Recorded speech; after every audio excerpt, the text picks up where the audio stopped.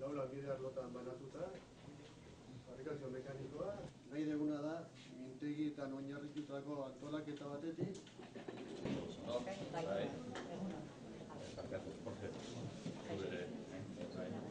Enpresa simulatu bat.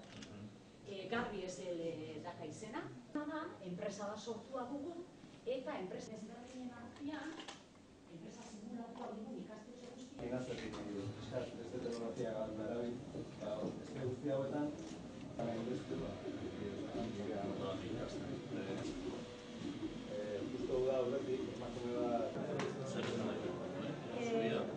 Hone die, elaren zenbakia.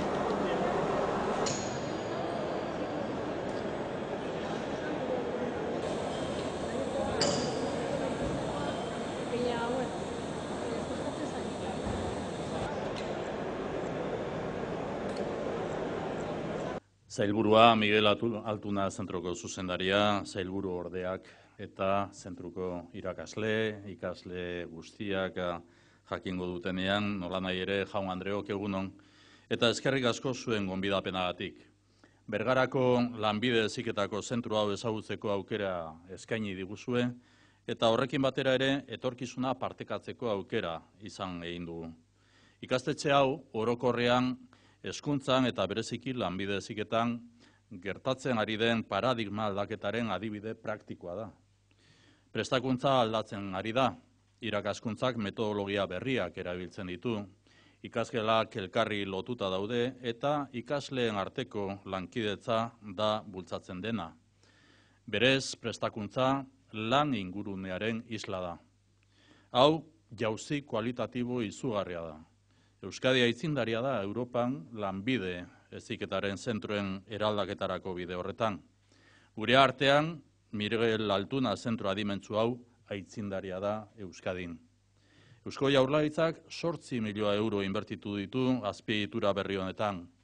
Inguruak berrikuntza hau eskatzen zuen eta gaur errealitate berria da. Este centro Miguel Altuna es un ejemplo práctico del cambio de paradigma que se está produciendo en la educación y la formación profesional. El Gobierno vasco ha invertido 8 millones de euros en esta infraestructura educativa. Euskadi es pionera en este proceso de transformación de estos nuevos centros inteligentes de formación profesional. La Comisión Europea nos avala y anima. Ha puesto el foco en estos centros inteligentes vinculados a la formación profesional como referencia a seguir. Este es un centro pionero en la manera de formar, aunando desarrollo personal y capacitación profesional. Una referencia en enseñanza a través de las nuevas metodologías, la interconexión de las aulas y, sobre todo, la colaboración entre el alumnado.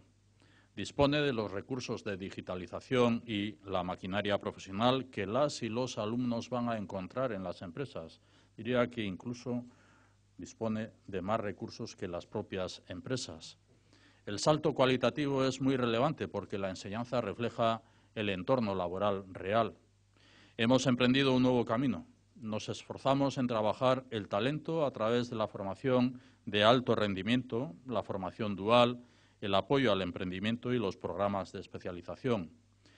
Destaco también el trabajo de apoyo de los centros de formación a las pequeñas y medianas empresas en el reto de la innovación aplicada, como es en este caso y en la comarca que nos ocupa. La Red Vasca de Formación Profesional mantiene relación con 2.100 empresas. Se han puesto en marcha 400 proyectos de innovación y el 70% de las empresas nunca habían trabajado antes la innovación.